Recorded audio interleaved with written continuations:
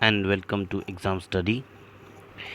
आज हम लोग पढ़ेंगे न्यूट्रिशन के बारे में। तो न्यूट्रिशन यानी जितने भी न्यूट्रिएंट्स हैं खाने में, जितने भी पोषक तत्व हैं, वो सब चीज़ें हम लोग कैसे लेते हैं। तो इसके दो पार्ट्स हैं आपका। एक है nutrition in plants and nutrition in animals. Nutrition in animals. So पहले पार्ट के बारे में हम लोग बात कर लेते हैं, न्यूट्रिशन इन प्लांट्स।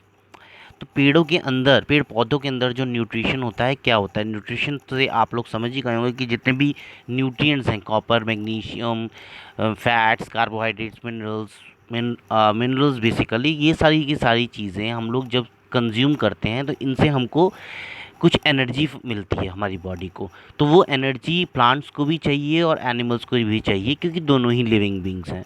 तो लेकिन मोड ऑफ न्यूट्रिशन दोनों में अलग अलग होता है। तो सबसे पहले हम लोग पढ़ेंगे न्यूट्रिशन इन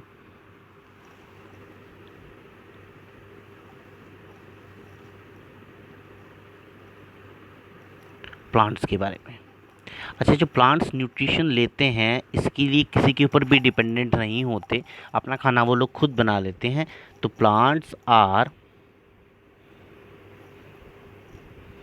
कॉल्ड ऑटोट्रॉफ्स। देखिए, ये वीडियो जो है आपको सब उसमें एग्ज़ाम्स के लिए काम करेगा, वेदर इट इज़ यूपीएससी और आपका एसएससी वगैरह के एग्ज़ाम्स जो होते हैं, रेलवेज़ के जो होते हैं, उन सब में काम करेगा। तो प्लांट्स को हम लोग ऑटोट्रॉफ्स कहते हैं। They perform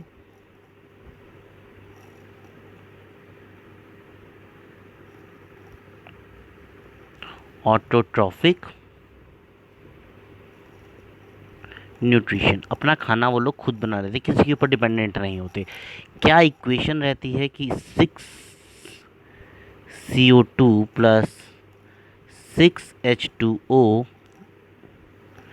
under the presence of C6H12O6 plus 6O2, ये जो ऑक्सीजन है हम लोग यूज़ कर लेते हैं during the process of respiration. ये जो पूरा प्रोसेस है, it occurs in the presence of sunlight and chlorophyll. Chlorophyll क्या होता है? It is a green pigment that is present in the leaves of the plant. तो स्टोमेटा होता है, अभी हम लोग डिस्कस करेंगे स्टोमेटा के बारे में। स्टोमेटा प्रेजेंट होता है जो लीव्स होती हैं प्लांट्स की, उसमें, और उसके थ्रू जो है एक्सचेंज ऑफ गैसेस होती है। तो ये जो इक्वेशन है इसको बोलते हैं हम लोग equation of photosynthesis. This part C6H12O6 is known as glucose, जिसमें कि अंदर होता है स्टार्च। तो अगर किसी भी प्लांट ने फोटोसिंथेसिस किया है तो इसका मतलब उसके अंदर स्टार्च प्रेजेंट है। और आपको अगर उस चीज़ की टेस्ट करनी है कि वेदर फोटोसिंथेसिस इज डन और नॉट, सो आप उसके लिए टेस्ट करेंगे कि उस लीफ को अल्कोहल पानी में बॉईल करने के बाद में अल्कोहल में डिप करेंगे। After that put some iodine solution. तो कलर अगर ब्लू ब्लैक होता है तो फोटोसिंथेसिस इज़ डन। सो जो टेस्ट है वो ये है कि अगर आयोडीन के साथ आयोडीन सॉल्यूशन ड्रॉप करने के बाद में लीफ का कलर ब्लू ब्लैक होता है तो photosynthesis is done, because starch जो है आयोडीन के साथ में ब्लू ब्लैक कलर देता है। ठीक है, तो प्लांट्स ऑटोट्रॉफिक न्यूट्रिशन करते हैं क्योंकि अपना खाना खुद बना लेते हैं। अभी मैंने एरो के ऊपर लिखा सनलाइट क्लोरोफिल। तो सनलाइट की प्रेजेंस में, because sunlight is acting as a raw material, चाहिए ही चाहिए, तो रॉ मटेरियल इज सनलाइट। और क्लोरोफिल प्लांट्स में प्रेजेंट होता है, वो उस सनलाइट को ट्रैप कर सकता है। ऑल दो ये जो फोटोसिंथेसिस का प्रोसेस है ये रात को नहीं होता। अब हम बात कर लेते हैं स्टोमेटा के बारे में। स्टोमेटा जो होते हैं, these are the tiny pores, ये छोटे छोटे जो छेद होते हैं, tiny pores on the outer surface of leaves. जो लीफ का आउटर सरफेस होता है उसके अंदर जो टाइन पोर्स होते हैं, those are known as stomata. तो स्टोमेटा जो है that is used for the exchange of gases. Exchange of gases मतलब प्लांट्स जो हैं हमारी कार्बन डाइऑक्साइड जो हम लोगों ने एक्सेल की है उसको यूज़ अप कर रहे हैं और हमको ऑक्सीजन दे रहे हैं, तो एक्सचेंज ऑफ गैसेस के लिए। दूसरा, इन द प्रोसेस ऑफ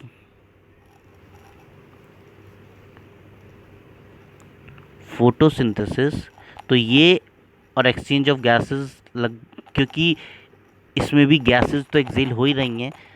तीसरा होता है ट्रांसपिरेशन। अब ट्रांसपिरेशन होता है जैसे कि हम लोग स्वेटिंग करते हैं, स्वेटिंग में क्या होता है कि हमारी जो बॉडी के अंदर एक्सेस वाटर है उसको हम लोग लूज़ कर देते हैं, तो प्लांट्स थ्रू स्टोमेटा पानी को लूज़ करते हैं and that process known as transpiration. तो the loss of water through the aerial parts of the plant, लिख लीजिए आप लोग,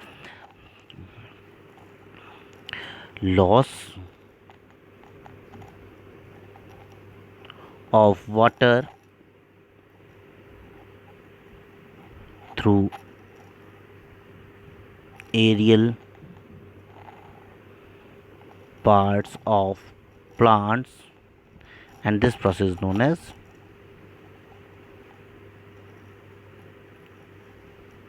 transpiration. ओके, नेक्स्ट है हम लोग अब पढ़ेंगे nutrition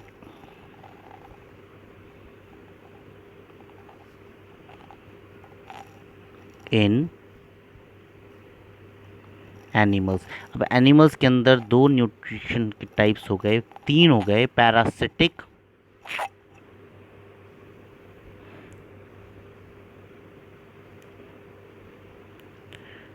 saprophytic, and the third one is holozoic. So heterotrophic nutrition के तीन पार्ट्स हैं, parasitic mode of nutrition, saprophytic और होलोजोइक। अब तीनों ये पार्ट्स हैं क्या क्या, जो अगर हम बात करें कि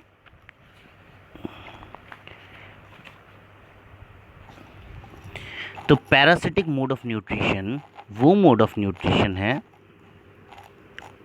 एग्जाम्पल इज पैरासिटिक। पैरासिटिक और सैप्रोफिटिक मोड ऑफ न्यूट्रिशन में nutrition is taken from the nutrition is taking या टेकन फ्रॉम अदर बॉडी, मतलब दूसरी बॉडी से लिया जाता है न्यूट्रिशन। ठीक है, तो मैंने बताया दोनों ही हैं, पैरासिटिक और होलोजोइक, सब में ही होगा, सॉरी होलोजोइक नहीं, सैप्रो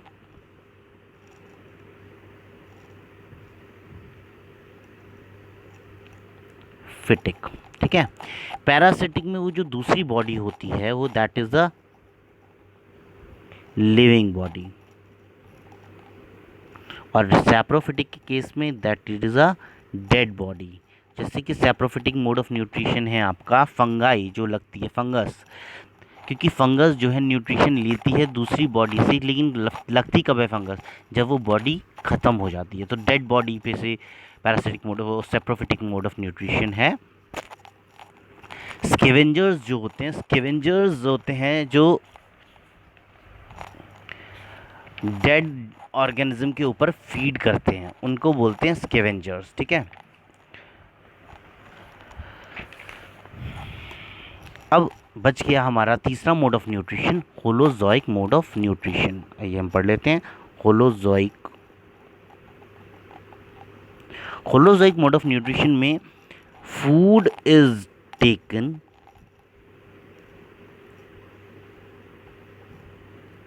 इन complex solid form and the nutrition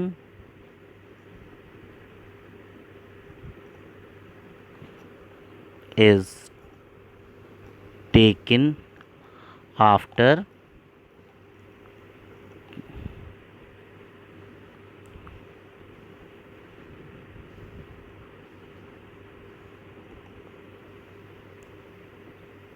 chewing the food, यानी चबाने के बाद में न्यूट्रिशन लिया जाता है उसको बोलते हैं होलोजोइक मोड ऑफ न्यूट्रिशन। जैसा कि हम लोग खाते हैं या जो गाय भैंस हैं, they are performing the holozoic mode of nutrition.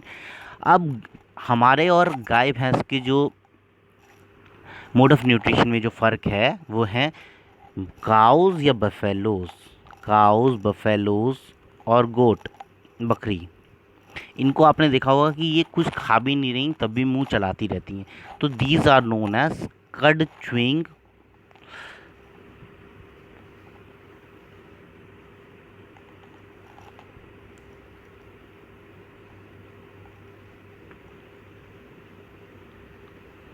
कड च्यूइंग एनिमल्स, और इनको हम लोग बोलते हैं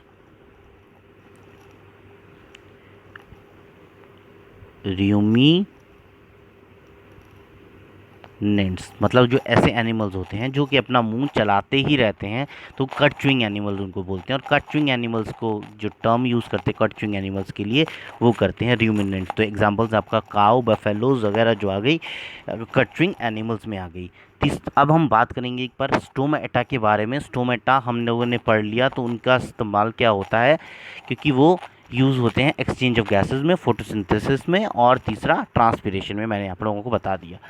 अब हम लोगों को अगर चेक करना हो कि फोटोसिंथेसिस हुआ है या नहीं, तो हम क्या करेंगे, boil the leaf in water. आपको ये पूरा का पूरा प्रोसेस लिखने के लिए नहीं आएगा, ऑब्जेक्टिव क्वेश्चन आएंगे तो पूछा जाएगा। Then place in alcohol.